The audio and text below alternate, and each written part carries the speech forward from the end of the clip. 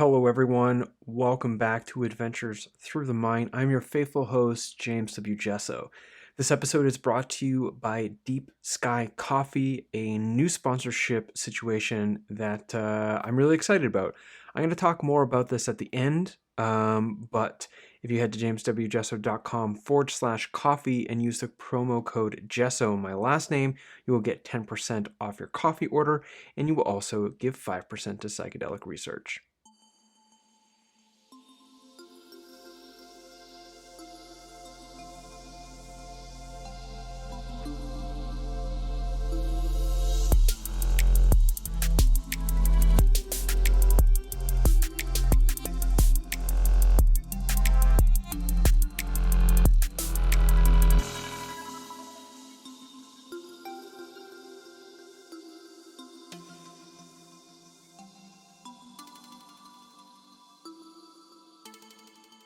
Okay, so today we have the second edition of the Psychedelic Café, which is a structured conversational style, which I got from Jean Robertson. She is a part of the Liminal Space Agency, a meta monastery here in Kitchener, Ontario, and their protocol called Dharma Talking, which Psychedelic Café is basically just Dharma Talking about psychedelic related topics. So this is the second episode of the Psychedelic Cafe. The first one was about the sort of what is unique and different about within advocacy for psychedelic renaissance as a Black person.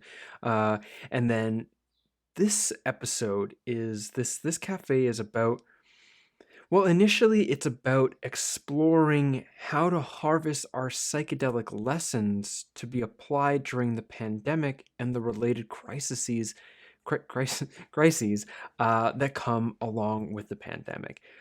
What was really beautiful was how much, as you'll see from that initial question, the conversation, the cafe unfolds into some very deep wonderings about what brings meaning to our lives and how does our relationship to our own dying influence the way we show up to the challenges that we're presented in our day-to-day lives.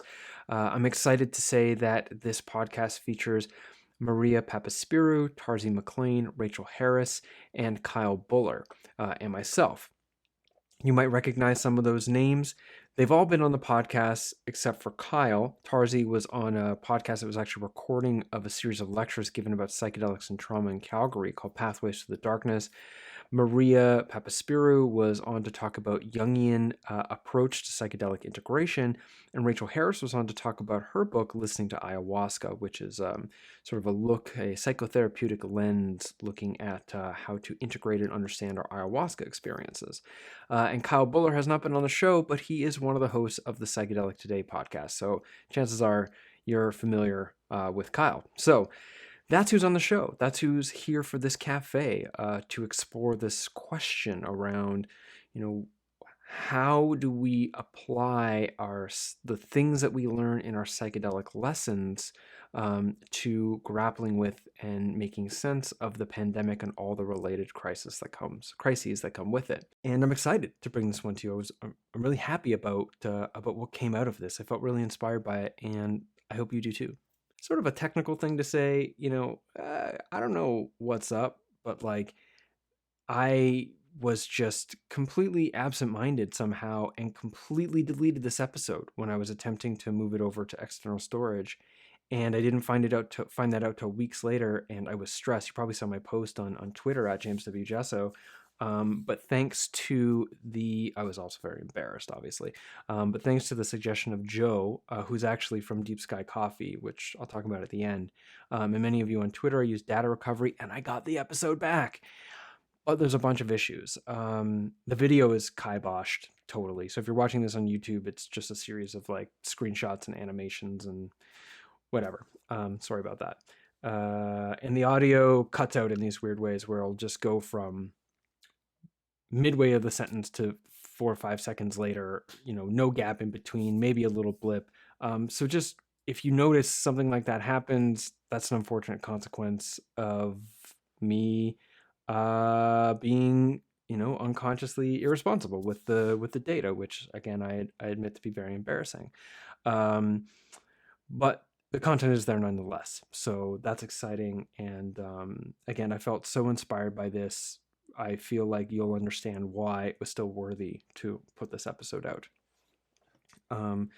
So that's the preamble to the episode. I want to give a huge thank you to my patrons on Patreon who make this show possible, especially the people whose names are listed on the screen here on YouTube or are in the description to this episode wherever you're checking it out.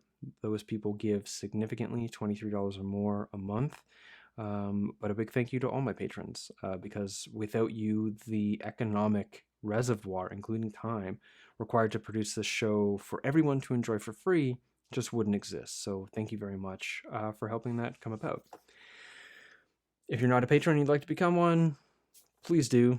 Patreon.com/James W. Jesso. There are other support options that are listed in the description of this episode, buying stuff off the shop, PayPal donations, etc. But Patreon's great. So patreon.com/James W. Jesso. That's it for the intro. Please enjoy this episode, Psychedelic Café number 2, here on Adventures Through the Mind. Welcome, everyone, to the Psychedelic Café. And we will start by going through and introducing ourselves and what we do. My name is James Jesso. I'm the host of this podcast, which deals with issues relevant to psychedelic culture, medicine, and research. And now we'll move on to Maria. My name is Maria Papaspyrou, and I work as a psychotherapist and a systemic family constellations facilitator. I run a private practice in Brighton in the UK, and I write and speak around psychedelic culture and psychedelic integration.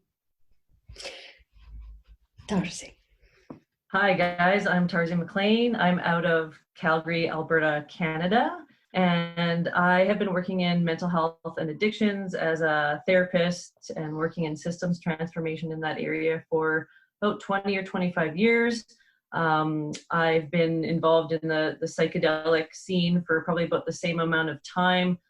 Too, sort of started off in working harm reduction in festival scene. And I also have a private practice as a therapist, working in counseling with individuals in terms of general help with mental health, mood, psychedelic work. And so I help with preparation and integration as well. And I'm Rachel Harris. I'm the author of Listening to Ayahuasca. So I'm a retired psychologist, and I have a background in both research and private practice psychotherapy. And I've been interested in psychospiritual development since adolescence. And so I've been at this a long time. I spent my early 20s at Esalen Institute in the late 60s. So this was sort of a hotbed of psychedelic exploration. And I feel privileged to be exploring again at this stage of my life. And I'm right now working on a book where I've spent the last year or two interviewing the women's psychedelic guides from the underground, the women who've been working for 20, 30, some of them 40, 50 years. I mean, you can figure out, some of them are quite elder. And I've been interviewing them about their work and their understanding of what they're doing. And so that's the next book project. Hey everybody, my name is Kyle Buller. Based out of New Jersey, have a background in transpersonal psychology, a master's in counseling and somatic psychology. Been training and working with breathwork for the past 10 years and facilitating and also helping to train other facilitators with Dream Shadow transpersonal breathwork. And also the co-founder of Psychedelics Today, which is a media education platform. So we have a weekly podcast and do a lot of online education, consulting, coaching, and all that good stuff. So excited to be here. Excellent. So we're going to go, the cafe has 3 rounds, and we're going to start into the first round where each of us, in the same order that we just presented our names, will share one clear, coherent thought on the question: what lessons do our psychedelic experiences offer us in making sense of the global pandemic and all the crises that have come with it. And since I started the last one, I'll start here. One of the things that I have been really wondering about recently, insofar as sense making in general, and how it relates to psychedelics, and I'm not sure how it relates so much right now, is just seeing that the skill that is required to make coherent sense, on some sense, is finding itself helpful in the current sort of political, social environment of social media.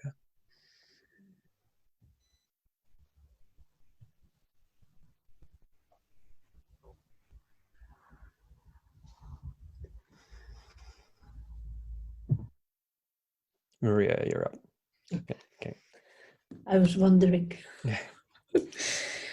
Well, when I was reading the question, I think it was, what I was really coming to draw from was challenging psychedelic experiences rather than any psychedelic experience, and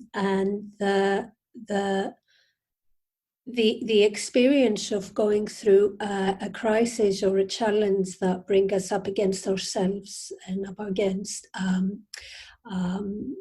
the systems we are part of, and how moving through this experience we come perhaps to see that what looks like an enemy might actually be a medicine, and that the attempts for healing don't have to feel good for them to be right and for them to be what we need, or for them to be really of urgent necessity.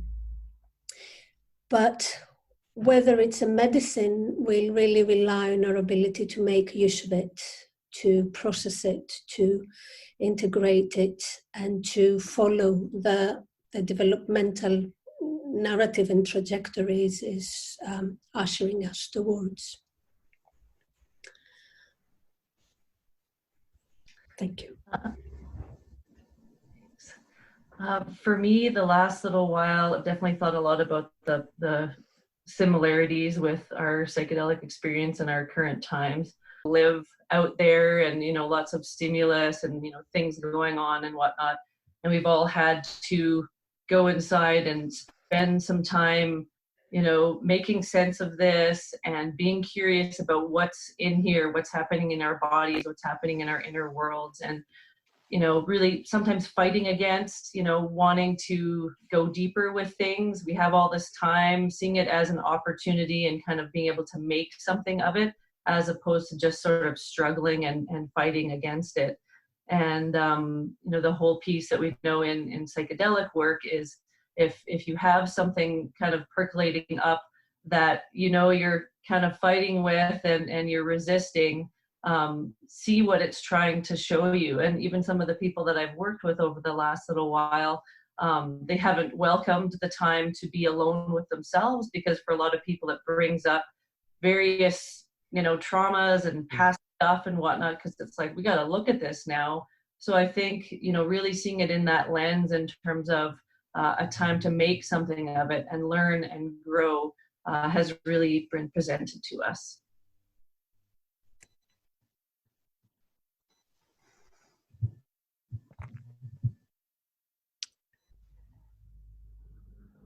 Well, I've noticed that some of my friends are doing better than some of my other friends. And I could almost divide them into extroverts and introverts. The introverts are thrilled. They're happy to be home. The extroverts are suffering, and they're missing, a live interchange and hugs, and they talk about that, and it's more difficult for them. So, but the bottom line is, this is challenging really for everybody. And Kyle, you have the same challenge that any of the journeys invite us to, and that is, how do we navigate this journey? And I think our way of navigation sets us up for, what do we learn, what's the learning, what's the outcome, what's the integration down the road.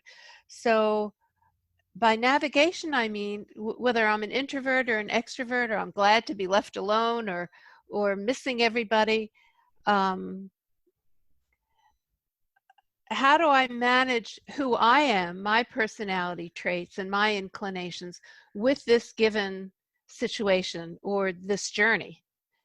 And so how do I manage with right action and compassion for myself and hopefully some wisdom, and then how does that navigation set me up for whatever learning comes out of this experience? And this is I mean, there's debate about how long this experience is going to last. You know, how many, I mean, I'm the kind of person who, like, in the middle of a ceremony is like, what time is it? How long is this going to go on?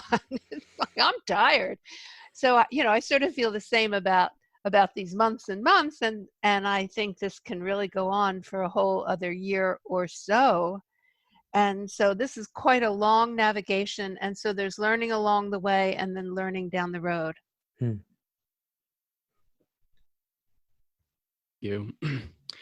So recently, just been having a lot of conversations about integration, but also chatting with some folks within ayahuasca communities. And a conversation that I've been having lately is, you know, where does the ceremony end?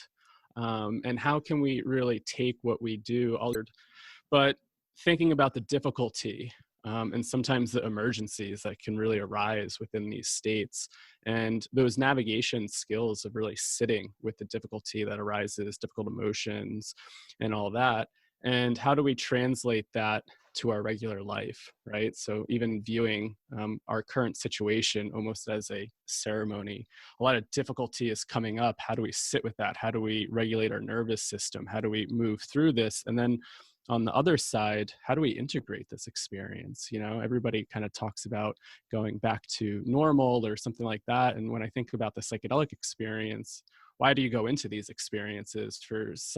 Sometimes people go in to want to make change, right? And then you get into that whole conversation of making the change afterwards. And sometimes that's where a lot of the difficulty is. And I think really this is a really great time to sit, reflect with everything that is coming up, and then thinking about, you know, we have a lot of work ahead of us down the line, and how are we going to integrate this? Are we going to just go back to old behaviors, old patterns, a normal, or are we going to try to create something new? So that's what I've been thinking about recently. Okay, so we're now entering into the second stage of the conversation here, which will go for about 60 to 90 minutes, and I will track the time. And it is now an open discussion to speak into the middle of the conversation here, and anyone can start at any time.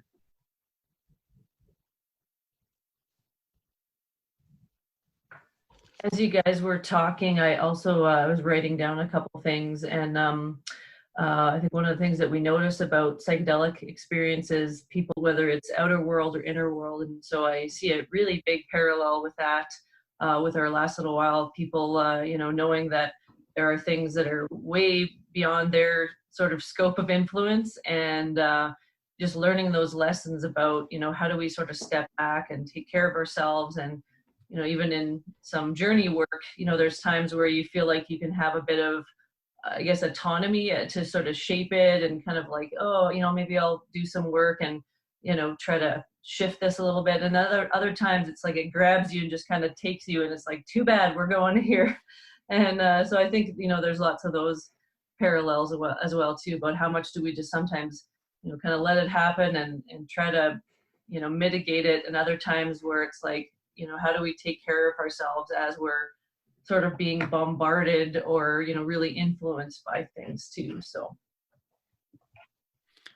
Brings up an interesting question I've really thought about with journey spaces, like the being more passive and letting the medicine do its work versus being more active, and how do we engage with the material when it needs to be engaged, and just thinking about like everything that's going on here in the States at the protests, and being more active, trying to create change versus maybe being more passive and letting other things just kind of take over.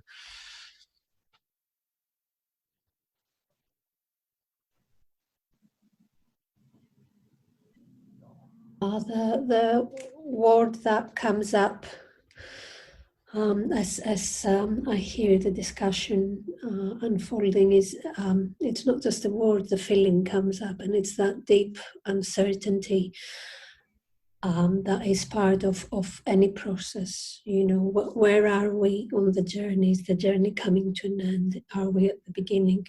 Will we meet certainty? The surrendering it requires, and yet at the same time the containers it requires for one to let go. So there's this paradox of letting go but being held, and yet allowing the uncertainty to unfold and unravel. And it's a difficult place. It's not a place of ease. Yeah, sitting with the uncertainty never feels easy. And something that Rachel brought up, just this idea of going on forever. When the pandemic really started taking off, to me, I was like, this feels like some sort of spiritual emergence process. Like things are really getting shaken up. And then as time goes on, you're like, is this ever going to end? So coming from my background with breathwork and really from Gropp's framework and really kind of viewing some of these perinatal matrices, like this BPM2, and it has this theme of I'm going insane, it's never going to end, and just being stuck in those psychedelic states of like, I don't know what's going on. And how do you sit with that, right? Like, what are the skills to sit with that uncertainty when it feels like, you know, the walls are closing in, you're suffocating, and there's just nothing to do, but maybe to sit with it, right? That definitely resonates for me personally, because I definitely feel like I've been through some serious BPMs even personally, and trying to give some context to that too. You know, like I think as people that help other people, we're always trying to step back and say like, oh, what's happening for me? Really, for me, it was like, okay, yeah, I got this. Like, oh, it's unsure, sort of turbulence. Like, oh yeah, I've done that before, right? And then as things prolonged, it was like I felt like almost like being choked, and more like a withdrawn kind of a feeling, that things were getting way too big, and I just felt like not very much, you know, sometimes even not in my body. I felt like it wasn't very present. My energy was really affected. And I, you know, that's a very unusual sort of state for me to be in. And just a couple weeks ago, I ended up going out to the mountains and getting out of the city, and, you know, doing a bunch of outside, you know, hikes and exercise. And it was like, oh man, I absolutely needed this, and to go back to, you know, to the land and the earth and just get away. And then coming back, it's been very much like, okay, you can kind of move forward now. It sort of feels like I'm, you know, kind of coming down or coming back or something like that. And I know we're not at all, you know, through it, but it's just to notice like my own personal, you know, ebbs and flows kind of thing. And that there might be, you know, it's like there could be another dose, you know, coming around the corner kind of thing too. So yeah, just very much trying to kind of track and be compassionate too, and also to respond, like kind of what was said there too, about how much do we kind of like, you know, get in and do the work and get messy, and other times just kind of like, you know, let it happen. That's a real, you know, sometimes we get the choice about it, and other times we don't. I was in California over the winter. I mean, as beautiful as it is here, it's where I had this sense of death is all around me. And I sort of felt it like this. It's all around me, up here. And I told a couple of my Jungian friends, you know, who listened, but it was this sense of death is all around me. And because of my own medical emergency in mid-March, I flew back east to New York City. And I wasn't quite on board with this is a pandemic yet. But certainly arriving in New York City, it, you know, I finally understood. And then I realized, oh, death is all around me. Because my question in California is, you know, am I going to die? Is this a medical emergency that I'm going to die from? And I didn't think that was true, but I thought, well, you know, what's this feeling? And then in New York, it was very, very clear. People were, I mean, practically dropping dead on the streets. I mean, that's a huge exaggeration, although it's true in some third world countries. But there was this sense of death is all around. And even though there's opening up, you know, the other side is, you know, the reality check is my daughter sent me a photo of her neighborhood, which is the West Village in New York, which is lovely. And it's an empty street, no cars, no people, and all the Tony shops are covered in plywood. So it looks like, you know, a hurricane, a major catastrophe. I mean, it looks like the disaster. It still is, even though things are gradually opening up. So what I'm raising the specter of is death is all around. And it may not be so much in our neighborhoods or our age range or our gender or our work. There are an enormous death like this.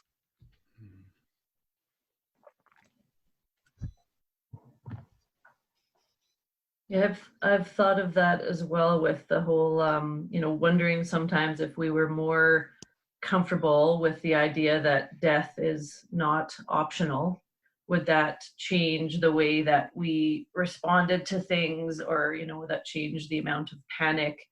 Yeah, just wondering too if there will be any outcomes or changes with people having more of a relationship with their own mortality and other people around them. And, you know, maybe it doesn't come directly from the pandemic, but just even, you know, thinking about, you know, what happens, and, you know, what would that be like, and how would I respond to that? What do I need to prepare? You know, and I think again, you know, how often that comes up for people in psychedelic experience too, and that sometimes it just gives another opportunity to get some clarity and to develop a bit of a connection about that. I mean, that's my hope, is that people could, you know, kind of go deeper there and not have as much fear of it, and potentially could that change the way that we live, the way that we care about each other, the way that we connect, the way that we intersect with our families, communities, what have you. That brings up something Tarzie had said earlier about us having all been asked to like go within, like literally to go within, and that how difficult sitting with that can be when we talk about you know, death all around us, as Rachel brought up. Whenever death comes up, I sort of like impulsively just think about Stephen Jenkinson, because of how much his work has influenced my thinking and my engagement around my own dying and dying in general. And one of the things that he had said early on in the pandemic is that it's not as though all of a sudden death is all around us. It's not as though all of a sudden, you know, our dying has shown itself to us. It was always there. It was always right next to us. So when I think about being, you know, like sent inside and how difficult that can be, I think about how the pandemic also kind of forced us to think about dying and our own dying in a way that possibly, depending on how we engage it, which is something akin maybe to surrendering to its reality and asking it like, okay, so you're here now, like, what do you have to show me? You know, can change the gravity of that, can fundamentally change how we prioritize things, you know, how we prioritize our relationships or our conduct or whatever it might be. You know, to a similar extent, I mean, I think psychedelics kind of do that for us. It brings an experience of profound gravity, especially, you know, encountering our own dying, you know, either psychologically because we're like convinced that's what's happening, or like relationally in the sense of like, now I really feel like I'm grappling with it being a thing at some point, rather than it's a thing that's happening literally right now. And just kind of, yeah, seeing that overlap there. Definitely been doing a lot of death meditation within the past few months, but really sitting with it and figuring out what's important. right? And I feel like that is a pretty similar thing within the psychedelic experience too. And, you know, you're starting to feel like you're dying and you're trying to hold on to maybe some important things. It's like, oh, I want to go back and just like have a good relationship with my family, or, oh, I really just want to start taking care of my body more. Like, please, if I make it out of this, like, I want to do things different. And just thinking about like how everything that's been going on, I've been really sitting with a lot of stuff, and I'm wondering how this has been affecting everybody else as well. It's just like, what type of insights have we been learning?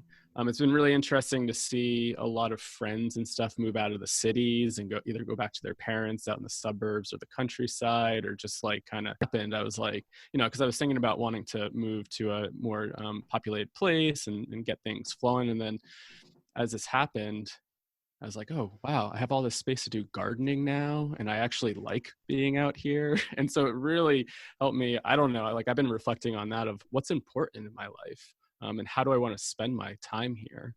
And it's always, I always come back to this quote that I picked up from a death and dying course, but how we live our life is how we prepare for death, and how we prepare for death is how we live our life. And it's a pretty potent thing to sit with at times. And what Kyle said really resonates with me, because I think they're inextricably linked. We can't do one without the other. As I'm sitting, hearing the circle talking, and I'm just sitting with that sense of coming up against the mortality, it feels that the very encounter takes us back towards nature and its cycles and its rhythms. And it brings that connection back, where we are part of what we see around us, where we're part of what happens with the seasons, that we are just part of her movements and her rhythms. And it's really hard to remember that in the world we have created, in the sort of separateness, you know, this boxed up kind of lives we live,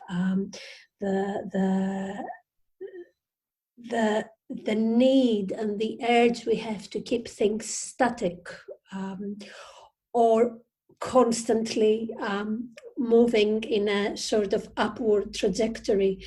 And it's coming back to these movements and these rhythms that might go in the opposite direction, that might have regression, that might have degeneration.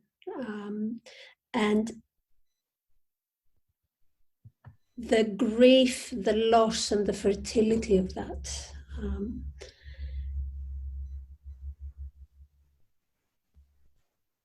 Yeah, that's what's coming up. That was a great juxtaposition of words: the grief, the loss, and the fertility. And you know, that's that capacity to see, to not just see simplistically one side of something, but to see all of it in it. That was a great 3 words you threw in there. Yeah. And that's that more nuanced kind of thinking about things, where it's this and it's this, and it's not either or, it's and you know, there's that old saying to live with death over your shoulder, you know, and of course we all get busy and we forget. And this pandemic has sort of reminded us. And one of the epidemiologists said, you know, so nobody can predict anything concretely, but he basically said, pretty much all of us will experience a loss of a loved one, or a loss of someone we know, that this is just the nature of a pandemic, or will be struck by the magnitude of the losses for humanity. It might be on a personal level, it might be on a level of being overwhelmed by what's happening to the human race across the planet. And so there's, how do we deal with the losses and the grief, and our own survival, and I'm trying to avoid using the word resurrection, but how do we come out of this? changed? The larger macro collective is earlier in the year, before this all started, I had sort of made a decision to do less and to get involved in less things, and not work so much, and not take on all the projects and stuff like that. I remember saying that to several people close to me, like I don't need to be I don't need to be that guy up on stage all the time, and kind of holding the torch. Like, you can kind of ease off and start to kind of come down the mountain now. And then it was like, oh, and also we will clear your schedule starting in March, poof, kind of thing. And I also think too about people having this opportunity, whether it's being reminded of like mortality, or kind of what's important in life and priorities and how we're living. And just the idea, I mean, well, whether we live in Canada or the US or in the UK or wherever internationally, it's like that I think we are more guilty of it maybe in North America, I don't know, but the idea of like pushing and generating and delivering, and just that real like and getting the things and having the stuff, and achieving whatever, right? And I hope that however this continues to play out, that we can take a really good look at, why is it that it's taken this crisis, this pandemic? I've heard so many people talk about how they've enjoyed, doing more art or becoming really active, or, as you're saying, Maria, having this relationship with nature, and, kind of how that feels to be in it. Like, it took us this thing happening to realize what's important. And so in some ways it's like, good, also don't have around us.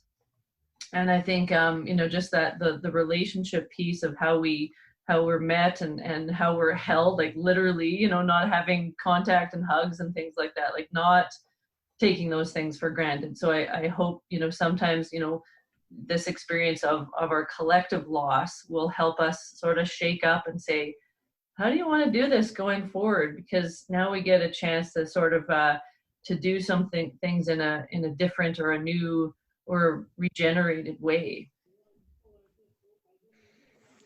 Something's coming up for me here. I'm not sure how formed it is as a thought. We'll see as I try to speak it.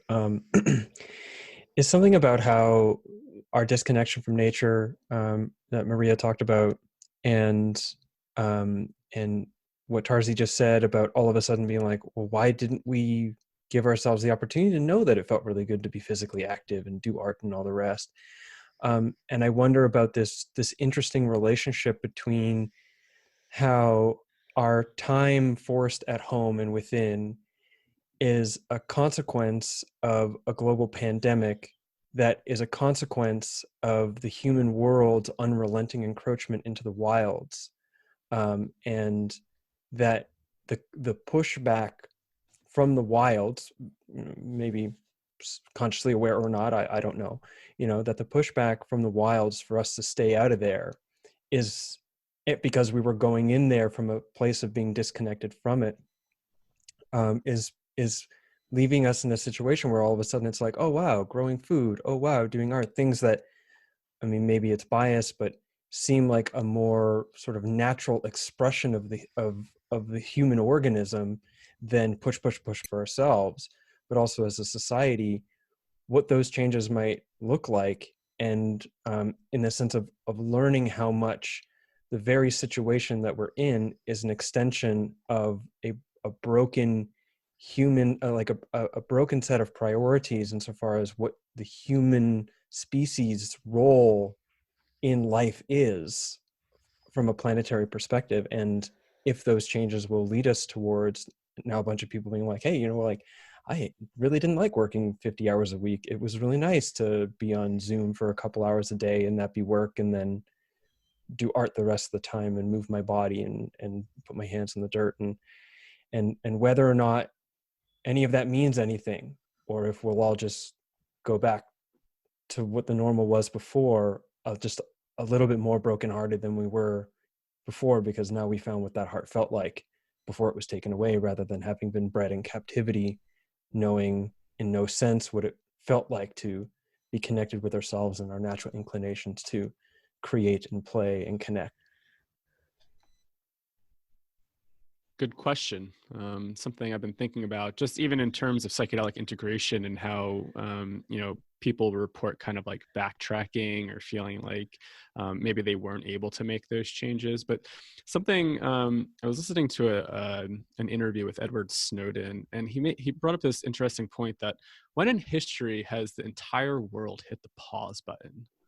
I mean, we're just so connected now that we're able to see the entire world go, there's this pandemic, we all kind of need to hit the pause button. And when I think about like some psychedelic work, it being very individual and going back to systems that maybe don't have that awareness, but what is this forced kind of internal sitting with on a global scale could like, is this the period that change could happen, right? Everybody got a taste of what it's like to sit with ourselves and swing back to a new normal. Could we try to create a new system moving forward?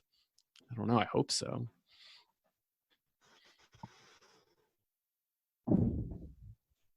The other thing I think is really interesting too is the whole, kind of this next wave of psychedelic interest and enthusiasm and curiosity also happening right at the same time as all of this going on. And just what presence or I guess influence has, if we think, are more people potentially interested in, looking at themselves and working on themselves and transforming and healing and transitioning and growing and whatever we hope that psychedelics do, what role has that played in, okay guys, let's, as James was saying, let's not go back to normal and just kind of get back to the same old, like it's like this giant lens of potential integration for people's unique personal experiences, whether or not they've been doing psychedelics during the pandemic,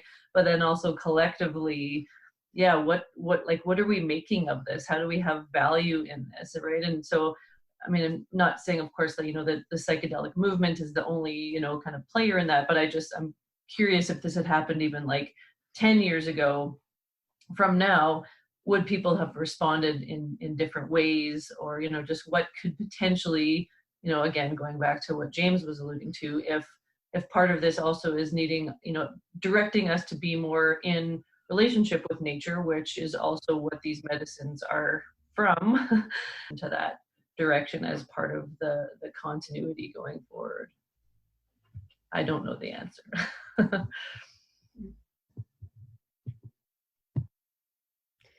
Well, I think, oh, sorry. No, go Rachel, I'll go after you. I think part of what we're talking about is what meaning do we give our experience, and what meaning do we ascribe to the pandemic? And is it something to deny or accept, or, take a break from and go out to a bar or a restaurant? I mean, you can see there are different meanings arising in the culture. And that will have a big impact on what happens after.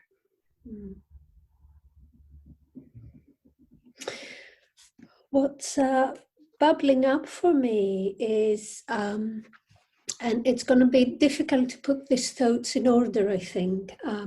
The first layer is that one of the most potent downloads and openings in a psychedelic experience is the awareness of oneness and interconnectedness, and that we're all part of a human race, that there's systemic threads that tie one thing to the other, and that's a really deep sense of belonging that comes from it. When the pandemic happened, the first layer was that oneness. This has hit everyone at once.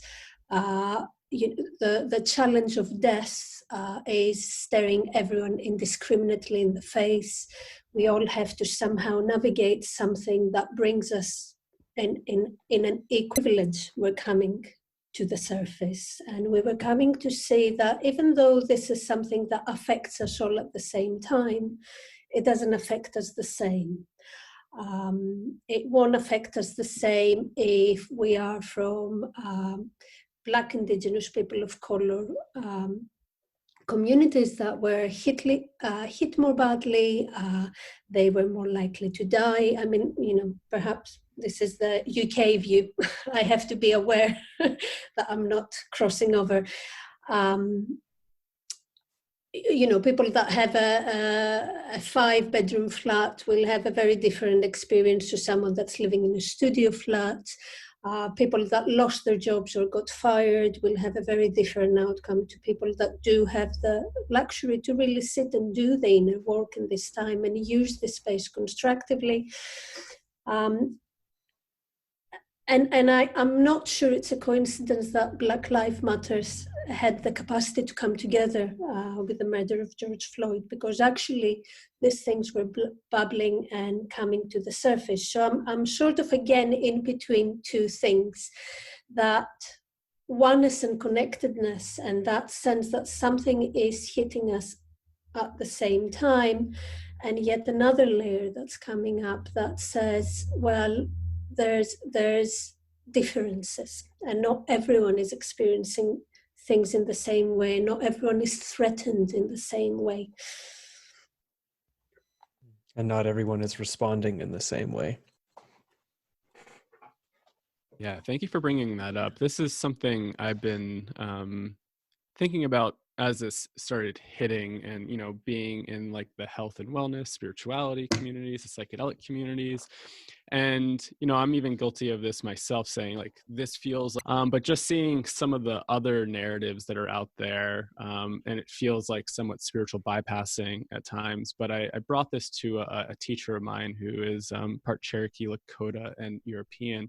And I said, how do you hold both of these narratives, of this spiritual narrative of that in the psychedelic experience? Sometimes you see death as part of rebirth, and it sometimes is needed. But then on the other hand, you see all this suffering and death. And, he just said, it's a very privileged stance to sit there and say, this is unfolding for my own good. And you have the time to sit and reflect. You have the time to, maybe garden. He's like, I know plenty of people on reservations. They are not viewing this as a spiritual experience. This is real.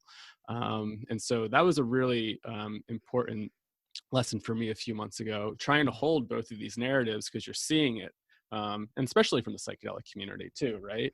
And how do we hold that there are people that are really struggling and aren't in a place of privilege where they're able to escape to the countryside, or they don't have access to healthcare and stuff like that.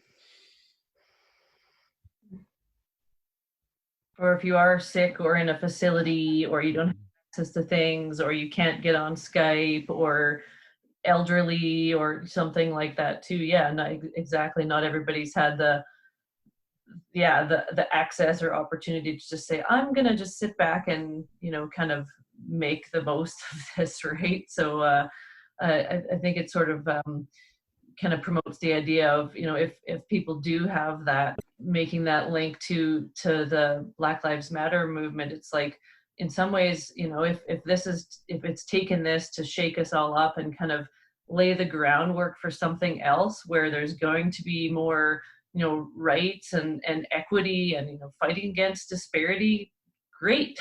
Like the whole tenet of, when you're moving through something, or, you're transforming, or, again, going back to journey work parallels, it's not a nice time. It's not an easy time. It's like, shedding off the skin, and it's messy, and there's fighting, and, all these things are happening on different levels too. So if that's, I don't know, maybe that's the hope too for how this is going on. The human collective, we're all kind of moving towards something else, and it's not fair or equal, or doesn't make sense. Nobody really knows kind of where it's going.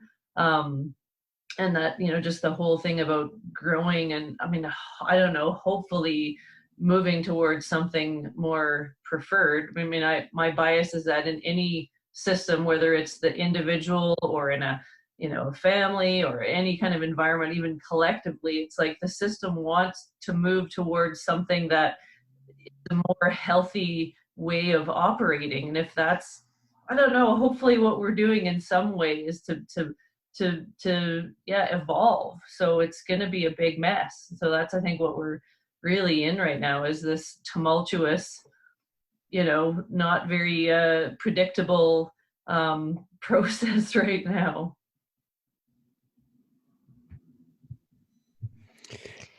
I've had oh, sorry. Please go ahead, Rachel. Governor of California, and he sent helicopters into Berkeley, so you could hear. The helicopters were very low. They were looking at apartment windows. I think it was 1969. I was down in Big Sur at the time, so I wasn't in the middle of it, but we were hearing stories. And I'm from the Kent State era, when the National Guard shot students, point blank, unarmed students on the campus in a demonstration. And so I've been triggered and kind of sent back to some of those situations that I experienced when I was in my 20s.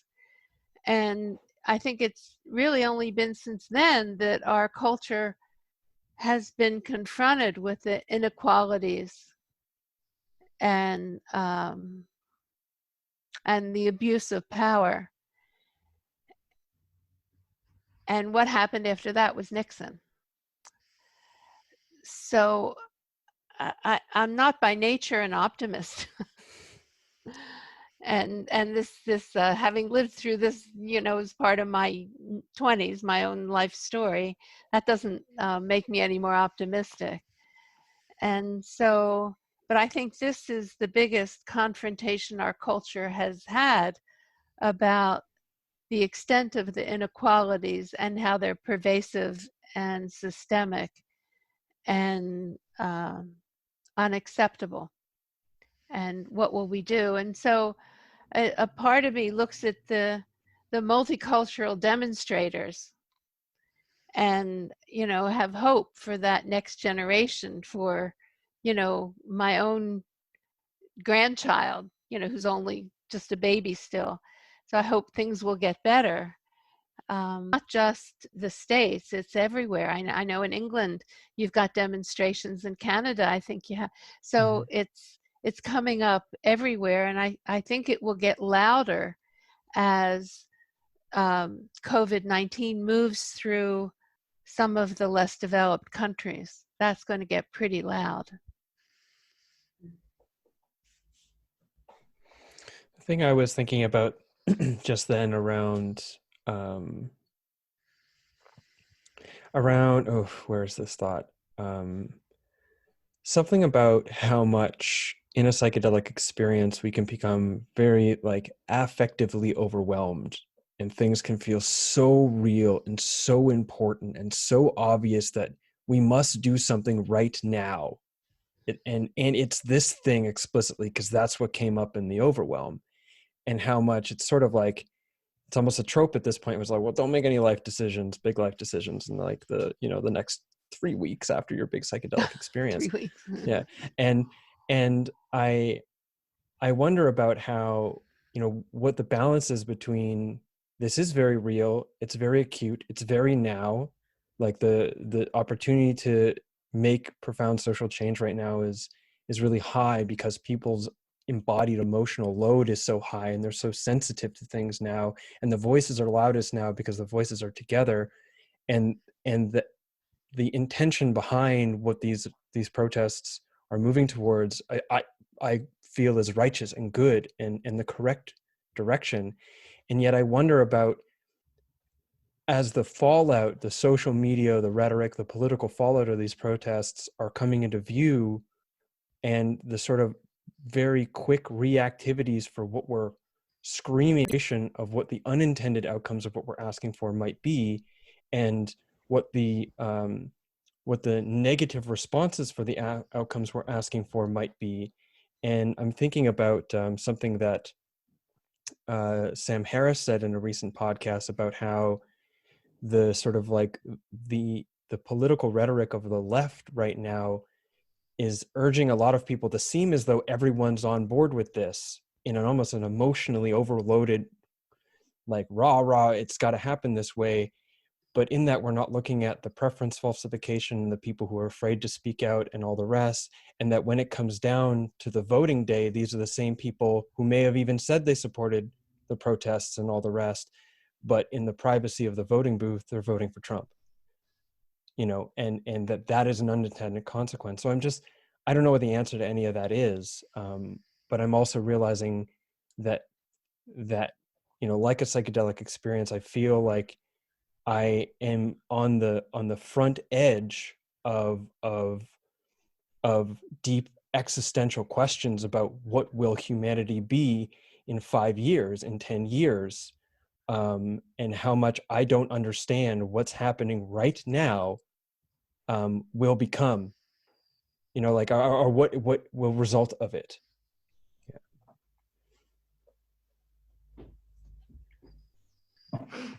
It makes me think of like when we have, you know, not that everything has to always be in polarities and dichotomies, right? But it's like, for me, even trying to understand when there's this really, you know, radical shift over here, then it sort of exacerbates everybody else over there, right? And sometimes there's well, I guess there's pros and cons to that too, right? It's like, you know, because it sort of drives up, you know, reactionary things from people that aren't supporters and something, like aspects of tribalism. It's like going back to, you know, thousands of years ago kind of thing, right? Too. It's like in some ways we're progressing, but we're also regressing. And yeah, I think, yeah, what exactly is going to be happening in 5 or 10 years? Like, is that, you know, I mean, I always believe that, again, in various different systems, it's like something's here and then it sort of swings all the way over here, and that doesn't really work either. So you have to kind of find a bit of a middle ground. Like, same thing too when, you know, for psychedelic integration, you know, somebody's here, they know they need to make changes, then it's like they have, you know, whatever, they go down to Peru and use ayahuasca, it's like, oh, my life is going to be so different. Well, maybe you just kind of walk the middle line a little bit too. That might be a little bit more realistic and manageable, right? So yeah, I think it's going to be very, very interesting how this all continues to translate.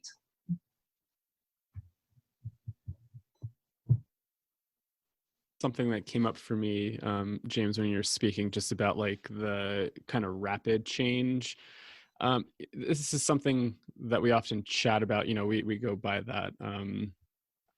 Don't make any big plans for like, you know, 3 to 6 months. And if it still feels big, it's probably going to still feel big 6 months from now. And how can you really sit with it? And I've been in conversation with some people that brought up this idea of like the window of opportunity. And, you know, I had a friend one time say, I did the thing that, you know, they tell us not to do in breath work. I ended that relationship right afterwards, you know, being internalized for a while, right? And sometimes these rapid changes, like this person being like, okay, I need to just like end this, you know, it's probably been brewing for a while. And getting those insights or hitting that tipping point, then I think leads to that rapid change. And sometimes within those psychedelic experiences, maybe you get that motivation to actually take some action on something that you've been wanting to take action on for 6 months to a year, maybe longer than that. And you go, aha, I have the motivation to finally do this or speak up about this thing. You know, on the flip side, that could, if it just is a totally new idea, you know, maybe that seems a little manic at times to be like, oh, what is going on here? But, you know, just thinking about everything that's going on, I mean, how long has this suppression and oppression been going on for? You know, I mean, this is the tipping point for people of color and marginalized communities, I think. And COVID was probably just icing on the cake there to be like, we need to voice this now, right? And so maybe from our perspective, we go, oh, this seems out of like left field. But how long has this been going on, and how long have those feelings been held like hold on for? So.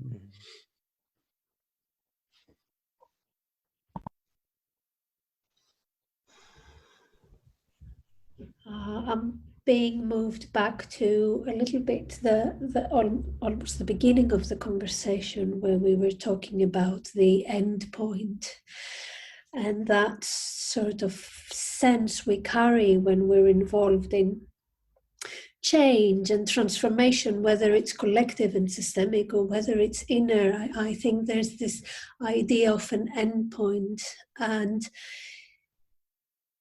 it probably a journey that will breathe and things will come apart and reform in some way, and that new form will have to come apart again and reform, and how to attend to that ongoingness without cultivating the idea of an endpoint and a result,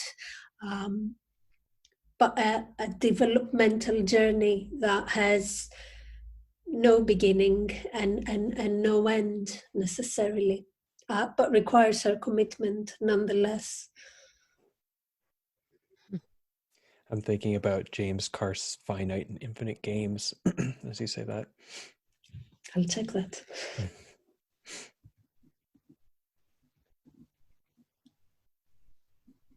I think too, for me personally, just kind of collecting some thoughts of what was just said. It's like, even from this conversation, there's part of me that sort of struggles with, you know, getting out there and you know, helping make change and supporting people and advocating, you know, whether it's for, you know, things going on with you know, the BLM movement, or, you know, psychedelic, you know, advocacy work, or just mental health in general, any of those things.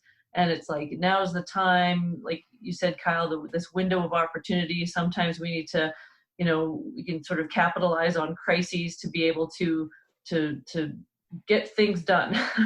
And then there's this other part of me that I'm like, but you know, I'm still feeling like, you know, gotta sort of, you know, take things in stride and kind of do, you know, what I can, if I can, when I can, kind of thing. So, you know, I often feel this real kind of the gentleness and the slowness that we've been talking about, again, a polarity of like action and then, you know, kind of rest and digest sort of thing, right? And yeah, that's you know, confusing. So it's something that I'm kind of always kind of oscillating around, kind of depending on, you know, my own sort of capacity and what's going on with the flavor of everybody else in the world. And James brought up like social media, and I just think about getting involved. And I've been seeing a lot of things, people backtracking, like posting here's this thing, get involved here, and then they go, oh, that organization is trying to capitalize off the movement. And I've been seeing like this quick, like, we need to support everything that's coming out instead of maybe sitting and doing research and reflecting on it. It's just been an interesting trend I've been noticing of people posting stuff and saying, hey, get involved with this, or hey, this, and now they're just like, oh, actually, here's a correction. And I think in the age of our information, how it spreads so quick, sometimes we're not sitting with that information to really make a best judgment. Like, you know, for example, I just saw something, everybody's like, oh, look at Camden, New Jersey, they defunded their police. And then somebody posted a retraction. It was like, oh, actually, this is actually what happened in Camden. And stuff like that. So it's interesting to see how information gets out there so quickly, and taking that quick action and then having to backtrack and be like, oh, actually, here's a little deeper look at this. So I think that is one of the risks of acting so quickly and not sitting with something. I'm thinking of Daniel Schmechtenberger. Ooh, sorry, Daniel, if I mispronounced your name horribly. We've been a part of a complex system of informational warfare. Although currently the it's kind of hard to know what the mainstream narrative is, what the main narrative is, and it's all very complicating, and that that we have to be mindful that we're not sort of giving our sense making to being made like by proxy sense making to other people who we just simply align with their opinions, and that their sense making is based off the same action on other people's opinions, and then based on possibly even like the cherry picking of data from science and all the rest of this, and that we have to be careful with this information war that's going on, that we aren't manipulated in a way where our embodied emotional load is directed through a manipulation of information to have us reactively, impulsively allegiance ourselves with something. And that I don't know what the answer is there, and I don't think I understand his work enough to be able to present what his answer is, but something, you know, what Kyle was saying there about like very reactively, like the emotional load is like, this is the thing, and something has to be done, and that's true. and the thing that is done, like, why do we choose to do the things that we choose? Why do we choose to align ourselves with the people that we, allegiance ourselves with? And what is the unintended consequences of that? These are things that, we're in social media, we come to afterwards when we're like, ooh, probably shouldn't have shared that article, this and that. I wasn't thinking, I was reacting impulsively, and just wondering about who and what is in control of how we allegiance ourselves and direct our embodied emotional load towards action. It makes me think too of, when we're working with cough and they're doing things from a really reactive, fear-based flight, fight, freeze perspective. We know that how they interact with the world is going to be radically different than if they're, grounded, they're regulated, they're, having a different kind of view of things. And so again, there's the dichotomy of sometimes change needs to happen because it's like, through protests and through, uprisings and, those big, like, let's burn this stuff down. But then, looking at the impact or coming down to the personal level of, like, how do we also support people to, to be in their bodies and to be, have some groundedness, when it comes down to kind of what's the right thing to do, or, how even I've, got into discussion with people on social media in the last little while about, people taking care of themselves while they're, doing this, activist work. And, yes, you got to get out there and kind of rah, but if you ignore yourself and, then have zero capacity, or you're not going to be of help to anyone, kind of the oxygen mask rule kind of thing too. So again, and I think, Rachel, you said this earlier, it's like, it's this and it's also this too on so many different levels.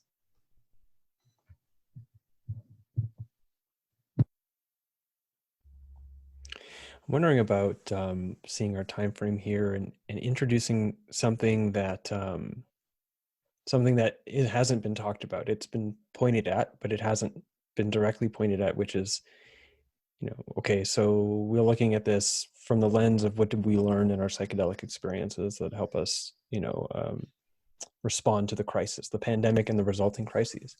And I think about how much integration is important. If I'm going to take psychedelics, I integrate that, the unaddressed issues are going to grow, and I'm going to increase the chances that I'm doing more harm than good by taking more psychedelics. And looking at the pandemic crisis, the pandemic and all the crises that have been sort of like put in the spotlight because whatever systems of compensation society was able to maintain for all these other systemic issues collapsed when we were all sent home. Insofar as, like, where's my connection to this? What are we learning out of this pandemic? How are we integrating this so that we're ready for the next psychedelic experience? And by the next psychedelic experience, I mean, like, well, we don't even know what's going to happen with climate change yet. The pandemic is like, it's like our warm up, it's like our test run. And it's also an opportunity for us to make changes that will allow us, I'm thinking Jim Bendel, this deep adaptation, so that when we're starting to make changes to mitigate the effects of climate change, we're also knowing that at this point, there's no stopping it. And that the pandemic is really impactful, but what might be coming as a consequence of climate change will, pardon the term, completely trump, this pandemic thing.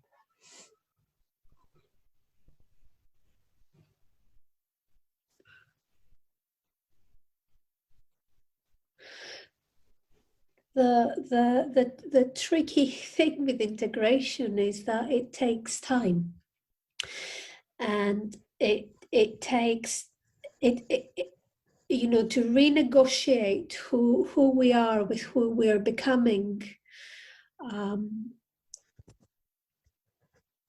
I think can only be seen clearly with is again a process that on an individual level, let alone a collective, requires time. So my sense is, while integration is essential for being able to assimilate what we're coming up against, so that it doesn't have to repeat itself, so that it doesn't have to try and wake us up again.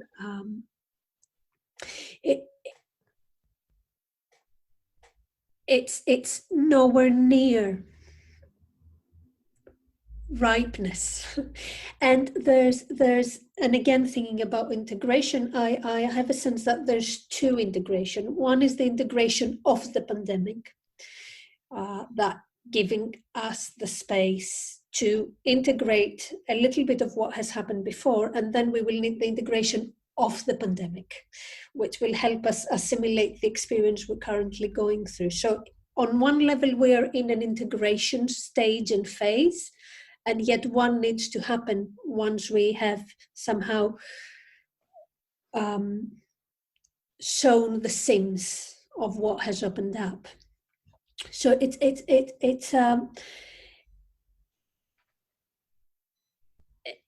a process that requires space and depth of time, and that for me is a worry, because it tells me that we're not going to be anywhere near enough equipped, prepared, and competent to the extent that might be required of us from what we understand so far in order to face the challenges.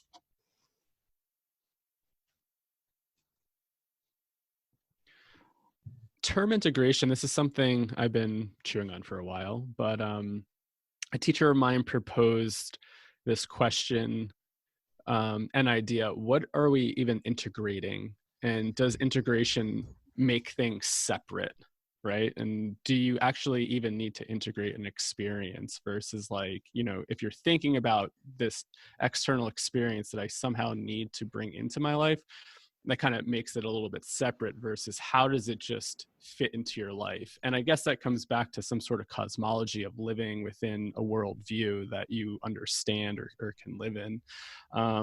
But just a really something I've been chewing on since he proposed that, of like, does integration make the experience separate of your life, and what type of challenges come up when it is a separate thing that you need to work on it versus like just trying to live it, I guess. I don't know.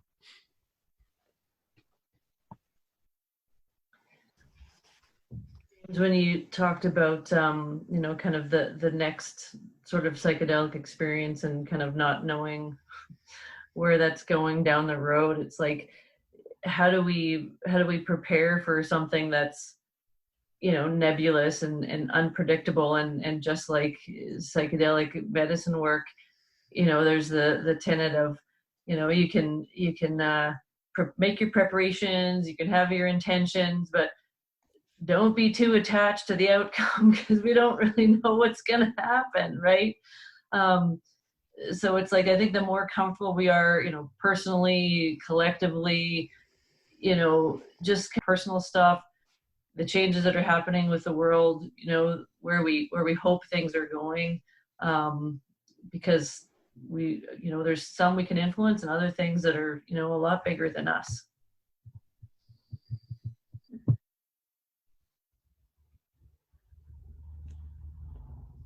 So I've had trouble with the word integration for quite a while now, as if it's a discrete event that happens after the ceremony.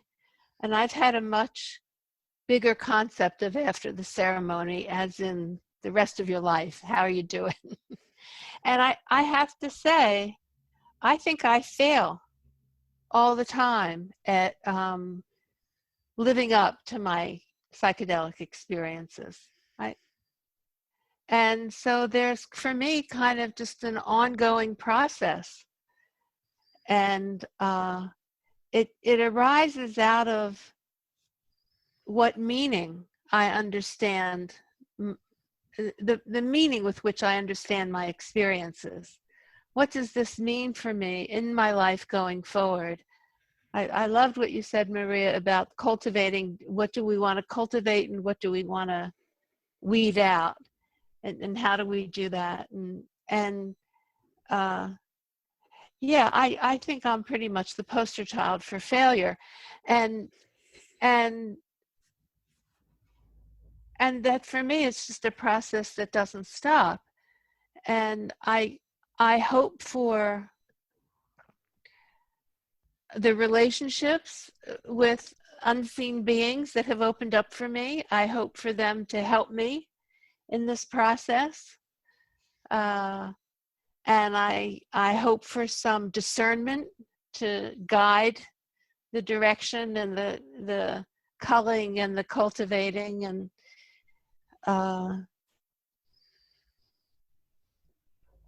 and I'm grateful for the downloads and the experiences, and I'm challenged by how I manifest them in my life.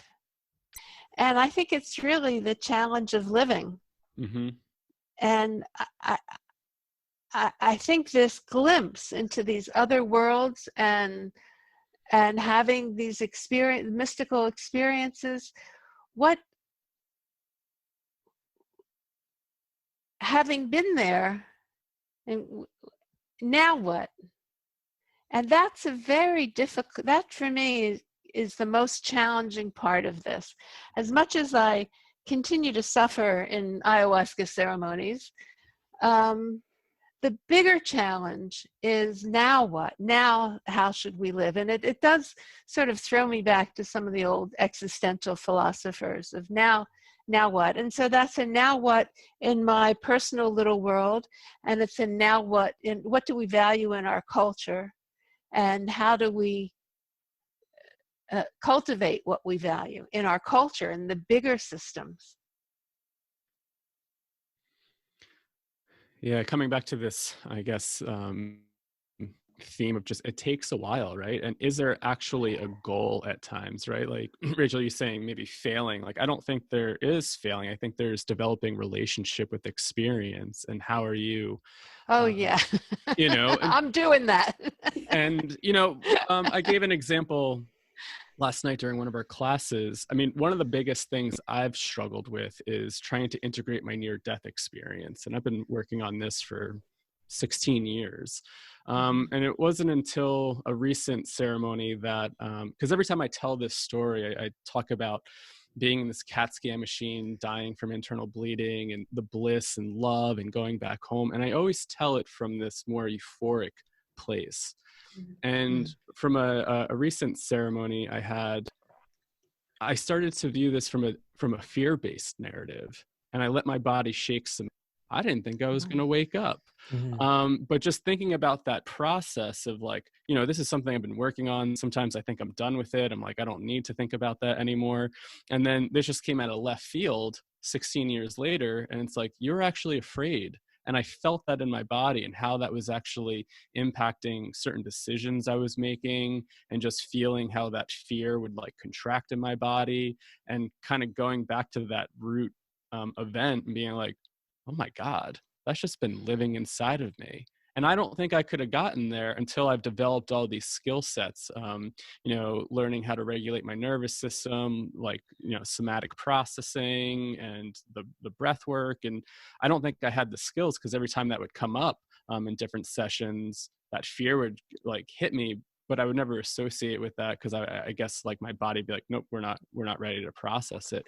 So just thinking about how much time this stuff actually takes, and how we constantly change our meaning, our relationship behind some of these experiences. And I think that's a tough thing to sit with, going back to uncertainty too. How do we sit with processes that might take a while to really understand? A lifetime. I think that is the practice. Never ends.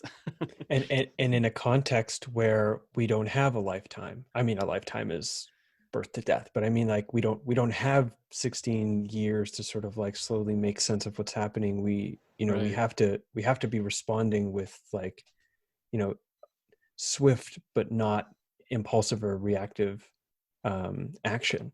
So that it's interesting to sort of sit with that balance too, of like, yeah, like giving the space to really let sense be made, let meaning be discovered and made, and like let that integration lifelong process continue, in a context where the issues that we're talking about, immediate, direct, like it sounds like the energy behind it is the very thing that will distort our ability to do it in an actually effective way. But there's still this sense of like, we don't have 10 more years to wait to act, kind of thing. And so I don't know what that is or what that means or what the answer or solution is there, but I'm just noticing that sort of polarity there for myself as Kyle was speaking. I'm thinking that when we talk about integration, we talk about the ego, the egoic level. It is the ego that integrates, and I wonder if what we need will come from there. One way of understanding the pandemic could be that this is an opportunity to come up against the dread, and maybe it's the dread we can move from. Maybe it's the encounter with death we will move from. Maybe it's the existential crisis we will move from, rather than the actual egoic integration. I was part of a group, and we were doing an open visualization, and it was about placing yourself 100 years down the line and think about medical system, nature, psychedelic community. What do you see? And I'd like to share what came up for me. Not that it's a vision of truth, but it's a vision of a metaphor, perhaps. What came up for me, I was in the midst of a lot of American people. So I was in a ranch with a lot of red dust around, a little veranda. I was on a rocky chair, and it was a very, very dry, dusty environment. And there were some small glass spaces where the nature that was left was in. Oh. And it was a very sorrowful vision. It wasn't a pleasant vision. But what was at first, I saw that we were really preserving what was left. And first was the deep sorrow, and then was that thought that how much do we have to lose to really get into connection? How much has to be lost for us to really acknowledge the preciousness of what's around us? And I'll just throw that in the mix as a random thought.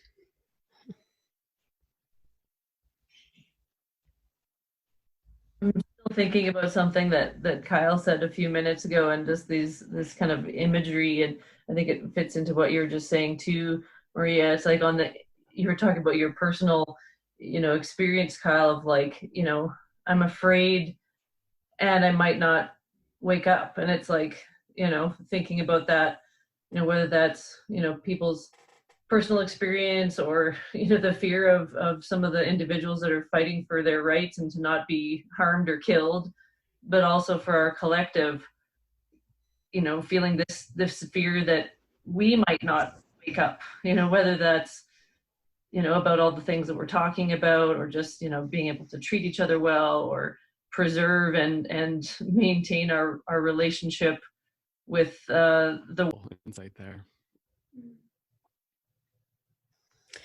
Back to what James was saying, or I think it was Kyle that was saying it, if we don't connect with death, we don't connect with life. So if a culture has denied death at such a deep level, how can it engage with the life force? Yeah, and just thinking about, James, you're talking about like, we might not have time, right? And I think about that too. Like what are some of the climate scientists saying, like, 20 years, 50 years, maybe shorter than that? I mean, I just was reading something about how in certain parts of Russia, like up in Siberia, they're hitting record high temperatures, right? And just even thinking about COVID, talking about like nature pushing back, like I've definitely seen different articles about this could be somewhat of a could have been from kind of climate change, different ecosystems deteriorating, destruction, intermingling. And I was watching a TED talk about some woman saying like COVID could be the future, and climate change being behind that, of these different ecosystems colliding, people interacting with animals. And so, just thinking about this time piece, whenever I think about death, I mean, I guess from my experience, it's always on my shoulder. And I don't know if I'm going to wake up tomorrow, you know, like I could get out and go drive my car and that could be it. And so I think, me personally, since I've had this experience, death always sits on my shoulder and I go, I might not have tomorrow. I might not even have tonight. So how am I going to show up each moment and really think about that meditations? And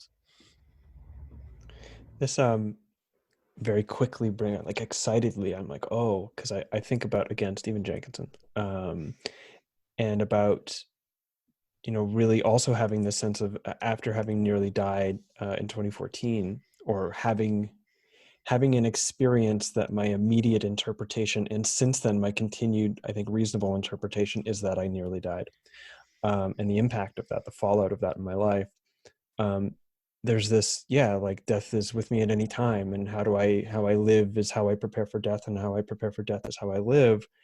And also that my death is not my own, in the sense that my death will have an impact and have a consequence, and how I die and what I do before I die will have a consequence on the people around me, and as a consequence of that, on the world. And that when I'm thinking about how to show up to life, excuse me, with death on my shoulder, it's also the question of, not just for me, but in the sense of not just for my dying experience, you know, but how will my dying and what I did with it, and what I did with my life, impact the world that continues on after me, when I give my little piece of life back. Yeah. something I think about often too. Yeah, it's not just about. And also living your life ready, you know, and maybe that's kind of going back to some of the things we were saying, you know, and even what several of us have alluded to. There's no predictability, there's no guarantees. We don't have the, you know, not all of us can see into the future accurately. So what is that going to mean? And just really being, you know, checking in and trying to be clear, and, you know, kind of rolling with the unsureties, and just, you know, like that feeling of, yeah, why wait, you know, kind of the YOLO, you only live once, you know, for what we know of anyways, all we got is right now kind of idea, right? So like anything that celebrates that, kind of balancing out, you know, responsibility, and not just throwing all caution to the wind, but then not waiting, you know, think about even things like all the things we've heard about, you know, the deathbed regrets of the dying and things like that too, right? You know, if that gives us, you know, bits of reminders of living as fully as we can. The YOLO thing is interesting. I've always been irritated by it at times. You know, because sometimes I feel like that gives opportunity to just say, I'll do whatever I want. And I've always kind of, I don't know if I believe in reincarnation, but I always like to meditate on it, or just think about that old, like, Native American proverb, like, we're borrowing the future from or borrowing the present from future generations. And just thinking, like, you know, if reincarnation is real, what type of world would I want to come back to? So how could I create that world for either, you know, the future generations, or, you know, myself, if I have to come back here, right? Do I want to live in a toxic pit again? Do I want to, you know, live in poverty? Do I want to, you know, how can we change these systems if you might end up back here? Instead of saying, I only live once, I don't care what I do, we'll destroy the world, we'll destroy the forest, I'm going to build my mansion and do whatever, versus saying, you might come back here, and what type of world do you want to come back to? Yeah, it needs to be a social justice sort of intentional version of YOLO. Right.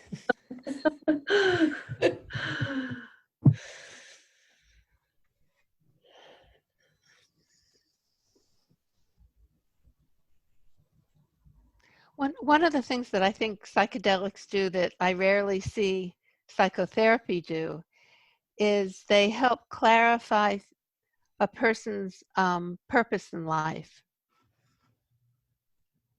And yes, sometimes that might happen in psychotherapy, but not with great regularity. And it's often something that people will talk about after a psychedelic experience, whether they have a sense of a mission or a purpose or a direction. There's something kind of giving them a little bit of a rocket boost behind a direction in life. And that's always been very interesting to me, because we don't know how to intentionally do that in the therapy relationship. I might, some way along the line with a client have, given guidance to a certain direction, but it's not this birth of a purpose inside where the person feels. Part of the question of what happens after the ceremony or the ceremonies, is the person guided? Are we guided in a direction? Do we have help from unseen sources to continue that momentum in a certain direction? And the way the medicines and ceremonies and rituals are used in indigenous cultures is, what do you bring back for the community? So our community is smaller and then bigger and countrywide and nationwide and then global.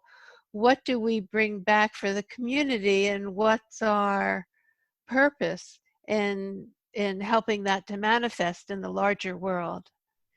And psychedelics do that better than, and well, near-death experiences do it too, where there's this contact with the numinous, where we're in the larger self. What do we then bring to the community? And that's how we create a different future. Brings up the idea of rites of passages, and I think somebody brought up containership. And I mean, this has been a huge topic for me. Like, we can have these experiences, but what happens when the container is not there? For example, when I finally met this teacher, when I was doing my transpersonal psych degree, and I told him my story, he said, that's a shame that you were all by yourself after this accident. He's like, if you lived in an indigenous culture, the elders would have stepped in to teach you this new way of being or this new way of seeing.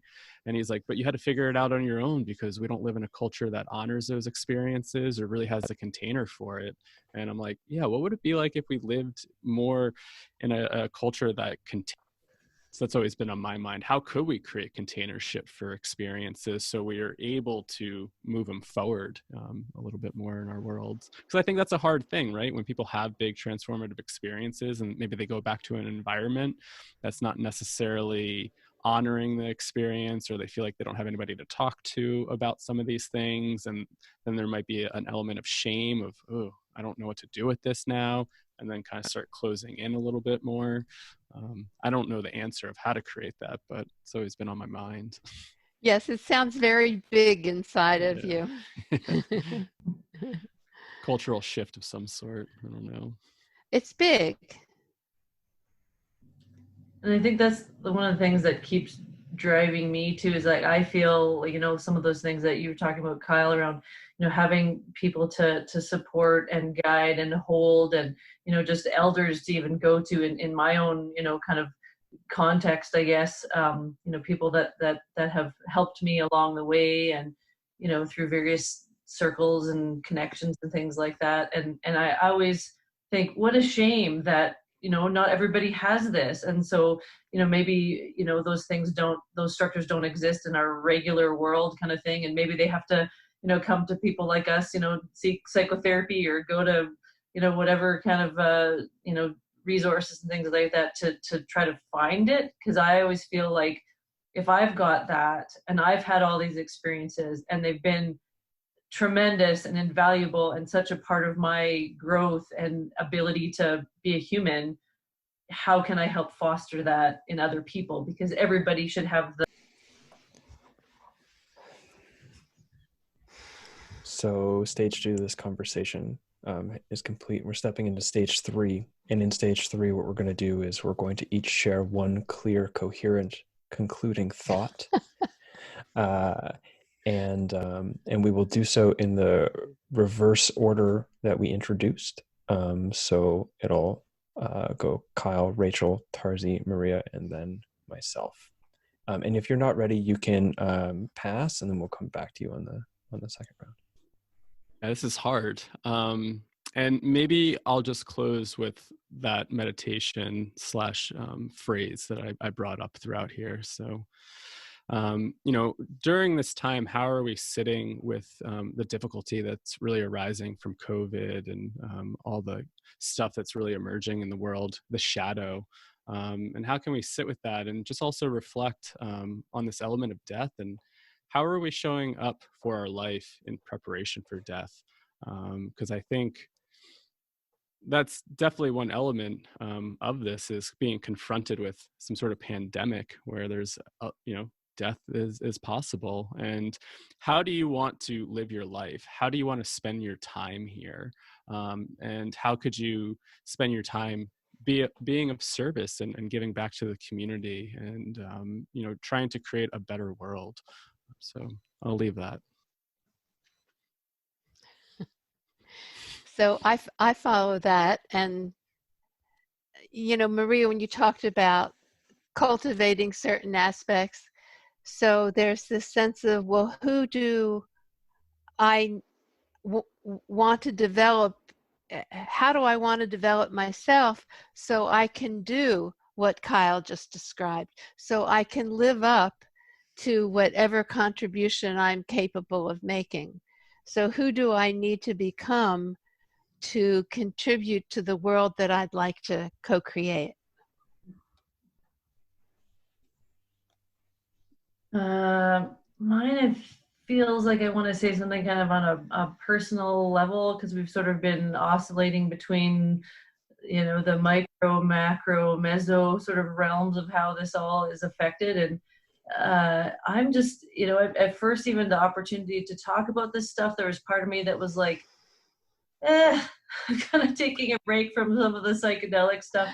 But I've just, and so part of that is my, what I alluded to before about kind of wanting to kind of take a break and withdraw and kind of, sort of tone down things. But the feeling that I have like right now is just of this connection, and just really have enjoyed sitting here with all of you. And, so many things have hit me in different ways. And I think I kind of needed this, and so I think the feeling that I have is anything that we can do to promote and generate that connection in ourselves and for everybody else, as opposed to that pulling back and that feeling of one day.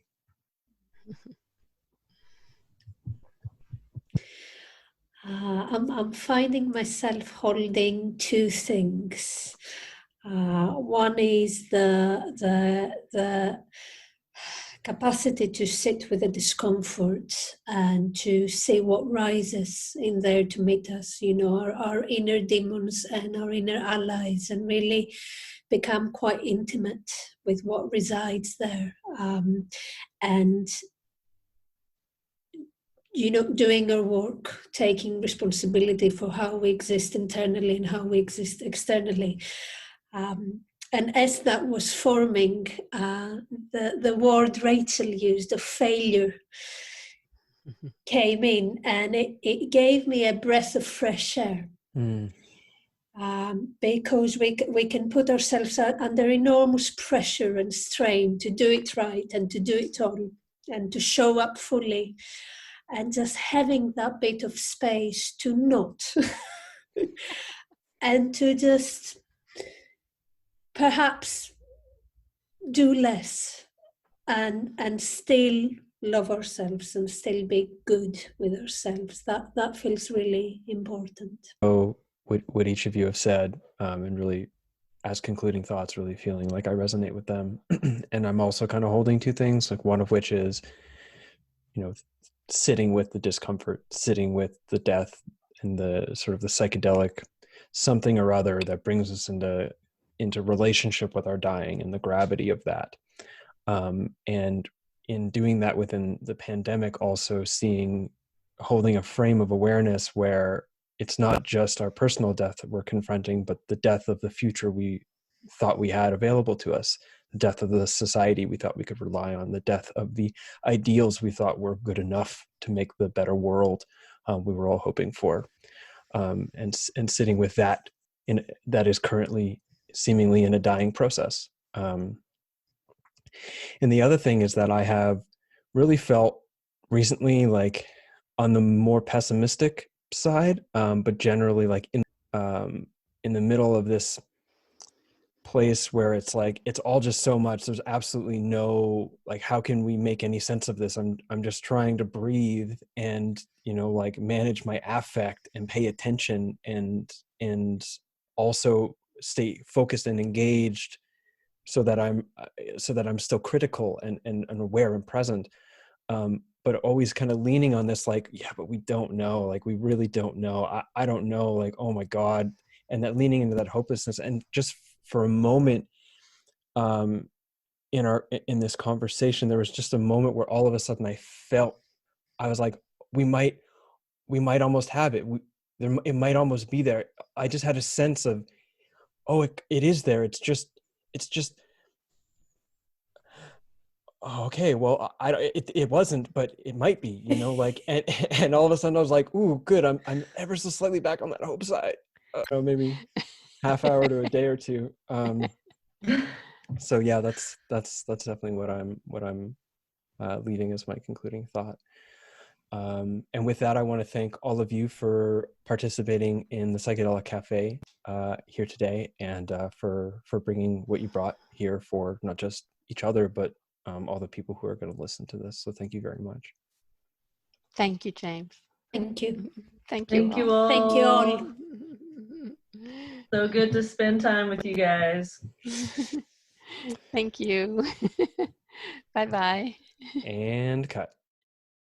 Okay, so that's the episode. Links to each person's respective work will be contained in the show notes of this episode, which are linked through wherever you're checking this out and on jameswjesso.com, including the interviews for Tarzie, Maria, and Rachel, and links for Psychedelics Today for Kyle. Now, let's move on. Coffee. I want to tell you about this sponsorship opportunity that I'm feeling excited about. Joe from Deep Sky and I have been in communication now for the last couple months. I've been drinking his coffee. I'm drinking a little bit of that coffee right now, actually. And I've been really excited about it. The agreement we have basically looks like this.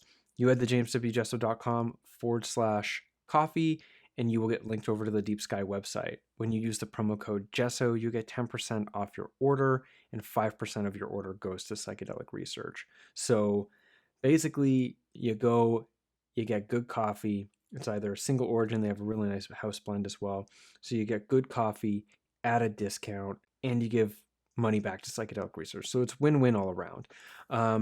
That said, there's an opportunity to win some free coffee and copies of my books.